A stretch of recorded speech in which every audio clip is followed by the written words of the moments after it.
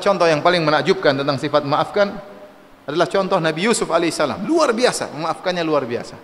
Ya. Ini pernah saya sampaikan dalam kajian-kajian yang, tapi saya ingin sampaikan lagi karena memang luar biasa Nabi Yusuf alaihissalam. Kita tahu kisah Nabi Yusuf alaihissalam dalam surat Yusuf yang begitu panjang. Intinya Nabi Yusuf didolimi oleh kakak-kakaknya. Dilemparkan dalam apa? Sumur. Setelah dilemparkan dalam sumur, masih kecil Yusuf, kasihan. Dipisahkan dari bapaknya, dia sangat cinta kepada bapaknya, bapaknya sangat cinta kepada dia.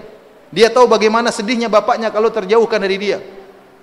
Antum kalau dipisahkan sama, misalnya dipisahkan, waliyadzubillah, dipisahkan dari istri. Antum tahu istri antum sangat sayang sama antum. Antum sedih atau tidak? Antum sedih dari dua sisi. Sedih dari antum terpisah dari istri antum, ini kesedihan tersendiri. Kesedihan yang kedua memikirkan kesedihan istri. Paham? Atau antum nggak paham? Saya ulangi lagi. Kalau antum taruhlah dipaksa dipisah dari istri, antum akan tersiksa dari dua sisi. Pertama, terpisahnya antum dari istri ini kesedihan tersendiri. Yang kedua, antum memikirkan istri antum yang sedih memikirkan antum. Jadi antum semakin apa? Bersedih. Ya. Nabi Yusuf alaihissalam tahu ayahnya Yakub alaihissalam, bapaknya sangat sayang kepada dia. Makanya dia tidak ingin anaknya dibawa. Kakak-kakaknya ngerayu gimana kita bisa bawa Yusuf keluar. Ya. Ini la yahzununi an tadhhabu bih. Menyedihkan saya kalau kalian bawa dia pergi. Bapaknya tidak melihat Yusuf satu hari. Pingin Nabi Yusuf selalu dekat, si kecil Yusuf. Jadi Nabi Yusuf menderita, dilempar dalam sumur, dipisahkan dari bapaknya, memikirkan kesedihan orang tuanya. Ini yang pertama, dilempar dalam sumur, masih kecil.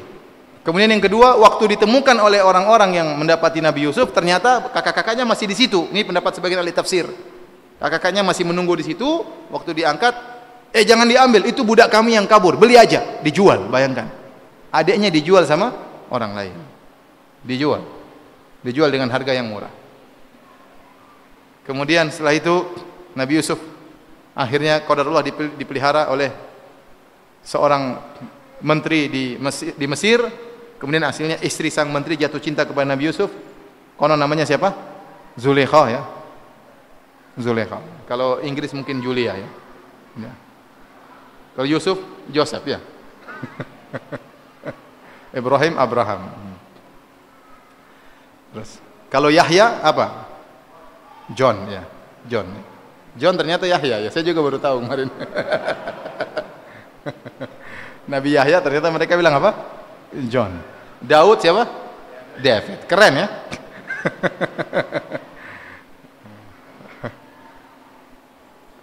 Taib. Jeffrey, ya. Intinya ini aja. Nanti dihapus, ya. Taib, kita lanjutkan. Intinya Zulekha merayu Yusuf. Akhirnya Yusuf alaihissalam tidak mau. Akhirnya dituduh Yusuf ingin menzinahinya. Akhirnya dia pun dipenjara. Bahkan yang ingin merayu Yusuf bukan hanya Zulekha, bahkan ibu-ibu yang lain juga merayu Yusuf. Akhirnya dipenjara. Akhirnya Nabi Yusuf alaihissalam qadarullah dalam penjara bertemu dengan dua orang. Yang satu bermimpi memerah anggur, yang satu bermimpi sedang mengangkat roti di atas kepalanya. Maka Nabi Yusuf meramal mimpi mereka dengan berkata, adapun kamu yang melihat dalam mimpi mengangkat roti di atas kepalanya akan disalib, kemudian akan datang burung di atas kepalamu. Adapun kamu yang bermimpi memerah anggur, ya, engkau akan menjadi pelayan raja, kau akan selamat. Kemudian wa qala lilladzi dhanna annahu najim minhuma udhkurni inda rabbik. Maka ya Nabi Yusuf berusaha, dia mengatakan, wahai fulan, kalau kau jadi pelayan raja jangan lupa ngomongin tentang saya, ceritakan tentang saya. Maksud Nabi Yusuf apa? Supaya raja tahu Nabi Yusuf itu difitnah, supaya Nabi Yusuf dibebaskan, tidak dipenjara lagi. Kata Allah Subhanahu wa taala, fa ansahu syaitanu dzikra rabbih falabitha fis sijni bid'a sinin. Ternyata syaitan membuat orang ini lupa untuk cerita kebaikan Nabi Yusuf. Setelah jadi pelayan dia lupa sama Yusuf, lupa.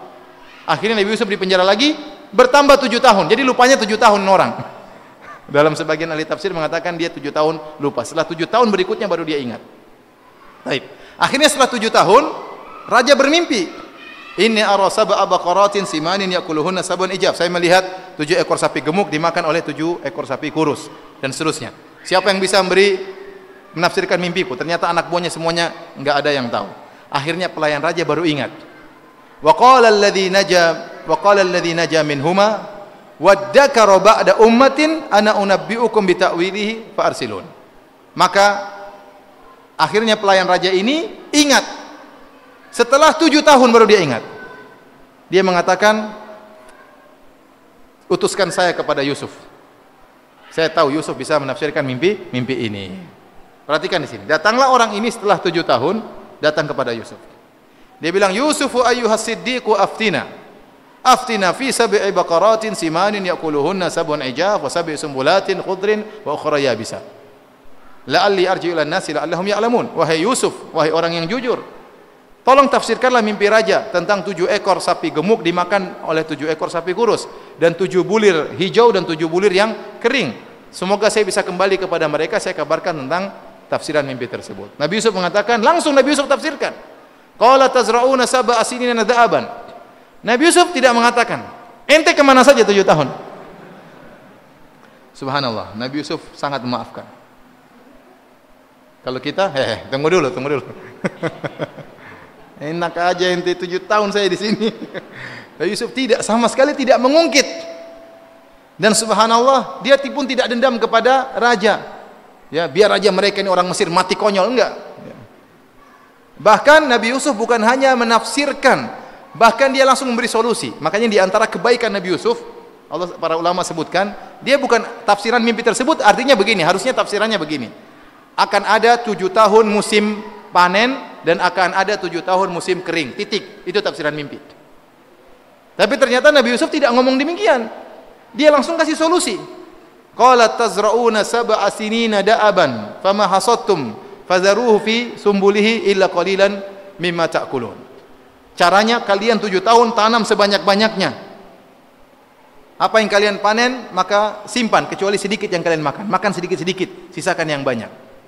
Thumma ya'ti min ba'di dzalika sab'un shidadun ya'kulna ma qaddamtum lahunna illa qalilan mimma tuhsinun. Kemudian akan datang 7 tahun berikutnya, musim paceklik, musim kemarau, dan akan menghabiskan seluruh lumbung gandum yang kalian simpan kecuali sedikit yang kalian sisakan. Thumma ya'ti min ba'di dzalika 'amun fihi yughathun nas wa fihi ya'sirun. Dan akan datang 1 tahun berikutnya di mana hujan sangat keras sehingga orang akan memerah anggur. Jadi Nabi Yusuf bukan hanya sekedar menafsirkan mimpi, tapi langsung memberikan apa? Solusi. Subhanallah. Kemudian akhirnya dilapor kepada raja. Raja mengatakan, panggil Yusuf ke sini. Falamma ja'ah rasul qala irji' ila rabbik. Akhirnya waktu utusan raja datang, wahai Yusuf, dipanggil sama raja. Kata Yusuf, pulang kembali kepada rajamu. Tanyakan kepada rajamu, ma balu niswatil lati qatta'na aydiyahun.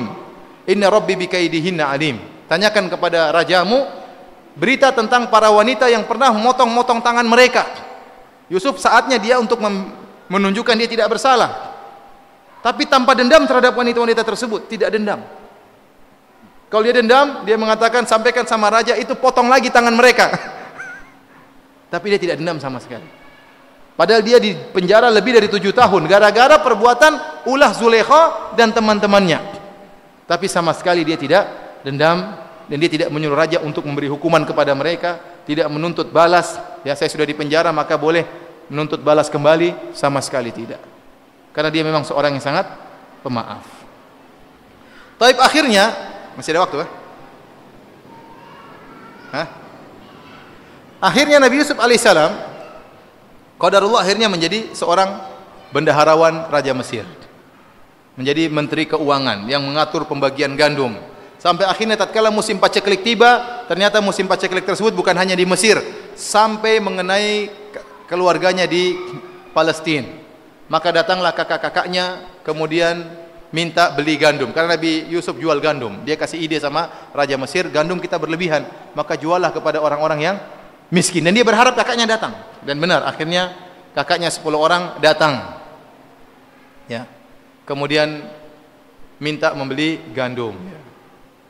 Intinya, ya, Nabi Yusuf disebutkan oleh sebagian ahli tafsir, Nabi Yusuf bertanya, kalian berapa bersaudara? 12. Kok cuma 10? Iya, 10 kami ada 2 orang yang masih ketinggalan. Siapa? Binyamin sama Yusuf. Mana Binyamin? Di bapaknya. Yusuf hilang dari dulu. Sebenarnya tafsir demikian ya. Yusuf pun tidak marah ya. Kemudian waktu Binyamin diatur oleh Nabi Yusuf sehingga tertuduh mencuri, apa kata kakak-kakaknya? Iyasrik faqad saraka akhun lahu min qabl. Kalau Binyamin pernah mencuri, sungguhnya saudaranya Yusuf juga pernah mencuri. Itu ngomongnya kepada Nabi Yusuf. Fa asarraha Yusuf fi nafsi wa lam yubdiha lahum. Nabi Yusuf jengkel tapi tidak dia ungkapkan. Kalian tuduh saya mencuri? Ya, tidak. Sampai akhirnya, intinya akhirnya ketahuanlah. Ya, waktu mereka akhirnya kelaparan, mereka pun datang, mereka pun mengiba-iba. Ya, mereka mengatakan, wahai Yusuf, berilah sedekah kepada kami, wahai ayuhal aziz, massana wa ahlana ad-durru wa ji'na bi bidha'atin musjatin fa awfi lana al-kaila wa tasaddaq alaina inna Allaha yajzil mutasaddiqin. Kata mereka, wahai sang menteri, sungguh kami telah ditimpa dengan kemudaratan, penderitaan, dan keluarga kami di Mesir, di Palestina telah mengalami penderitaan. Nabi Yusuf langsung ingat bapaknya, ingat ibunya. Yang lapar bukan cuma kakak-kakaknya yang kurang ajar ini, bukan. Bapak dan ibunya juga apa? Kelaparan. Dan kami tidak punya barteran yang mahal untuk membeli, maka bersedekahlah. Kami hanya bisa membayar dengan sedikit, bersedekahlah kepada kami. Akhirnya Nabi Yusuf buka kartu. Dia mengatakan, qala hal alimtum ma fa'altum bi Yusufa wa akhihi id antum jahilun. Pertama Nabi Yusuf dengan begitu lembutnya dia mengatakan, wahai kalian, apa kalian masih ingat apa yang pernah kalian lakukan terhadap Yusuf dan saudaranya waktu kalian masih jahil? Pernyataan Nabi Yusuf, id antum jahilun, tatkala kalian masih jahil, ini menunjukkan Nabi Yusuf beri uzur kepada mereka. Karena Nabi Yusuf seakan-akan mengatakan perbuatan kalian waktu kalian masih apa? Jahil. Luar biasa. Mereka akhirnya tahu, anta Yusuf, kau adalah Yusuf? Naam, ana Yusuf wa hadha akhi. Saya Yusuf adalah saudaraku. Akhirnya mereka mengatakan, wahai Yusuf, maafkan kami, ya, sungguhnya kami yang bersalah. Mereka minta maaf langsung kepada Nabi Yusuf. Apa kata Nabi Yusuf alaihissalam? Qala la tathriba alaikumul yawma yaghfirullahu lakum. Tidak ada celaan bagi kalian. Sungguhnya Allah akan mengampuni kalian. Nabi Yusuf berjanji, saya tidak akan pernah mencela kalian. Dan ini luar biasa sifat memaafkan Nabi Yusuf alaihissalam.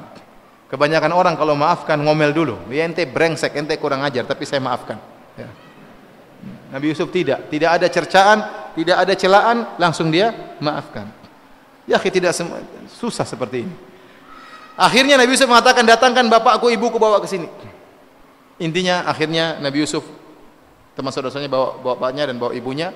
Nabi Yusuf kemudian buka kartu kepada bapaknya.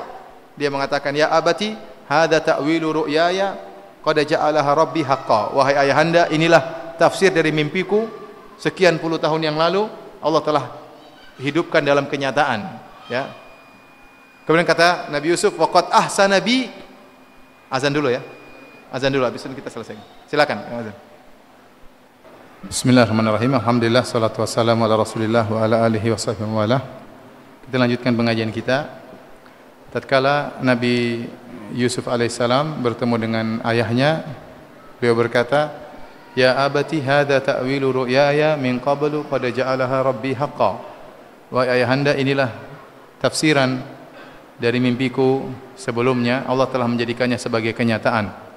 Kemudian Nabi Yusuf menyebutkan tentang nikmat-nikmat yang Allah berikan kepada dia. Kata Nabi Yusuf, waqad ahsana bi id akhrajani minas sijn. Sungguh Allah telah berbuat baik kepadaku tatkala Allah mengeluarkan aku dari penjara.